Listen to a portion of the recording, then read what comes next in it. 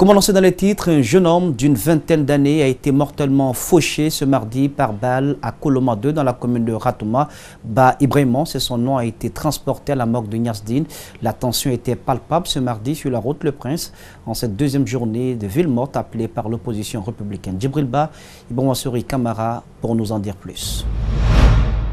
Il faut dire d'abord que la situation d'aujourd'hui est plus agitée que celle d'hier. Nous avons commencé par l'aéroport. Là-bas, la circulation est fluide, mais à Bambeto, c'est une autre atmosphère qui s'affiche. Pas de circulation, on ne voit seulement que quelques rares motos. Par endroits, on croise des piétons au regard apeuré qui déplorent cette journée ville morte. Nous avons que ces pays, nous aimons que ces pays. Nous sommes tous des Guinéens. Que l'État nous aide. Et comment lacéré par cette situation? En tout cas, moi, je suis désespéré pour ce pays. Je suis actuellement désespéré. Au marché de Koloma, rien de normal. L'endroit d'habitude grouillant du monde n'a pas son rythme habituel. Des vendeuses de fruits au bord de la route sont à l'attente des clients qui pratiquement ne viennent pas.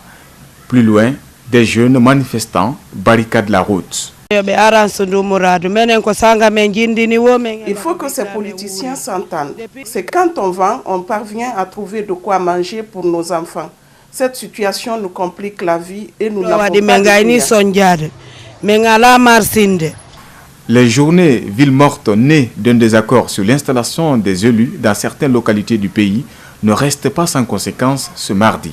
À Bomboli, un jeune a trouvé la mort. On déplore cette situation. Moi, je veux dire quelque chose parce qu'ils ont même tué un ami là tout à l'heure. Le dernier mot qu'il a parlé, c'est avec moi qu'il a parlé à Koloma à Soloprimo ici. Pour le pays, on ne comprend rien.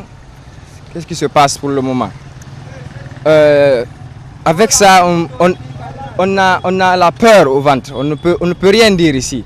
À Koza, aucun incident n'est enregistré et les activités se déroulent tant bien que mal. Le lieu tente de retrouver son quotidien.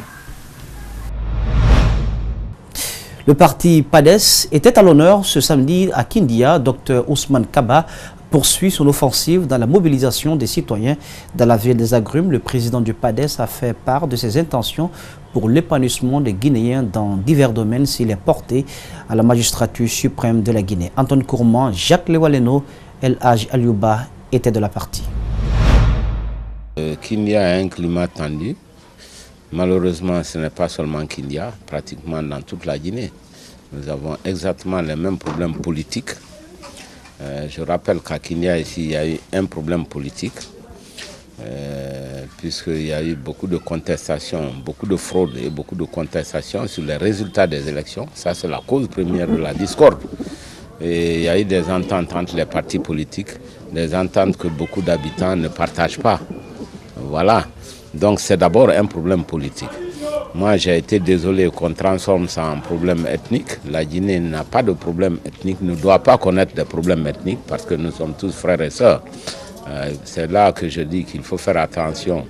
Lorsqu'on est un homme politique, on a une responsabilité engagée. Il ne faut pas que notre pays soit divisé.